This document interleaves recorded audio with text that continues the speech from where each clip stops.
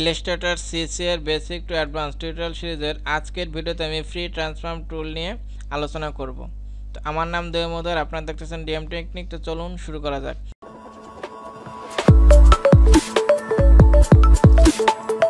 তো free transform টুলের shortcut key হচ্ছে আপনার কিবোর্ডের ইতে প্রেস করলেই ফ্রি ট্রান্সফর্ম টুলটা সিলেক্ট হয়ে যাবে। তো ফ্রি ট্রান্সফর্ম কথার অর্থই হচ্ছে আপনার মুক্তভাবে কোনো অবজেক্টের আকার বা আকৃতি বদলানো। তো সেই কাজটাই মূলত এটা দ্বারা করা যায়। তো আমরা এর জন্য প্রথমে একটা অবজেক্ট ক্রিয়েট করলাম। এখন এখানে যখনই ক্লিক করলাম তখনই এখানে দেখেন একটা পয়েন্ট অ্যাড হয়েছে। এটা হচ্ছে আপনার পিভট পয়েন্ট। তো পিভট পয়েন্টটা হচ্ছে কি, যে পয়েন্টের উপর ডিপেন্ড করে এটা বড় ছোট হয় বা রোটেট হয়, সেটা হচ্ছে আপনার পিভট পয়েন্ট।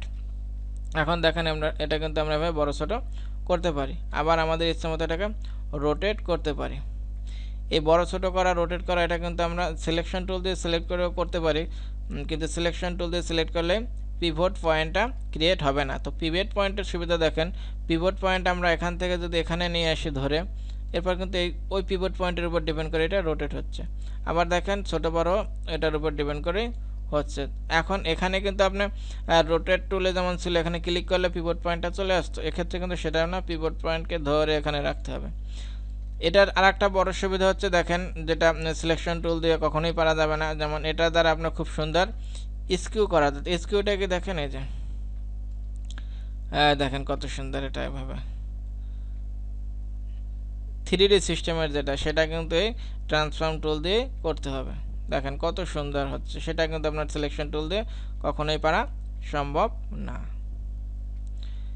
এখন একটা বিষয় আপনারা খেয়াল করেন, এটা কিন্তু আপনার যখন এভাবে কম বেশি করানো হচ্ছে, এটা কিন্তু কোনো আপনার যে আনুপাতিক হারে যাচ্ছে না আর কি, ওর মন মতো যাচ্ছে। তো সেটার জন্য আমাদের কী করতে হবে, এখানে একটা অপশন আছে দেখেন কনস্ট্যান্ট। এইটার লিঙ্কটা যদি আমি এখান থেকে উঠিয়ে দিই, তার মানে এটা অ্যাক্টিভ হচ্ছে। এখন যদি আপনি এটা এভাবে করেন, তাহলে একটা প্রপোর্শন অনুযায়ী এটা কিন্তু আপনার ছোট বড় হবে, যেটা শিট প্রেস করলেও হয়।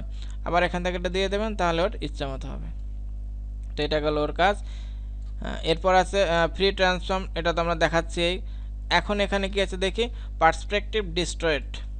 এর কাজ হচ্ছে আপনার দুটা মাথাকে এরকম বাড়ানো আবার কমানো। তো এটা হচ্ছে এর কাজ। এরপর আমরা চলে যাই ফ্রি ডিস্ট্রয়েড। ফ্রি ডিস্ট্রয়েড কী করে, ফ্রি ডিস্ট্রয়েড মূলত একটা কোণাকে আপনার এভাবে মুভ করে। আগেরটা হলো আপনার দুইটা কোণাকে আপনার মুভ করে, আর এটা কিন্তু আপনার একটাকে করে শুধু। দেখেন এটা হচ্ছে ফ্রি ডিস্ট্রয়েডের কাজ। তো ফ্রি ট্রান্সফর্ম টুল দ্বারা আমরা কি করতে পারি, একটা অবজেক্টকে কিন্তু খুব সুন্দরভাবে এসকিউ করতে পারি, বড় ছোট করতে পারি। কিন্তু সবচেয়ে বড় সুবিধা হচ্ছে আমার মনে হচ্ছে যে এসকিউটা খুব সুন্দর করে করা যাচ্ছে। তো এই হলো আমার ভিডিওটা বুঝতে যদি আপনাদের কোনো সমস্যা হয়, তাহলে অবশ্যই কমেন্ট করবেন, আমি রিপ্লাই দেব। ভালো থাকবেন সবাই, নিজের খেয়াল রাখবেন। Thank you, bye, take care.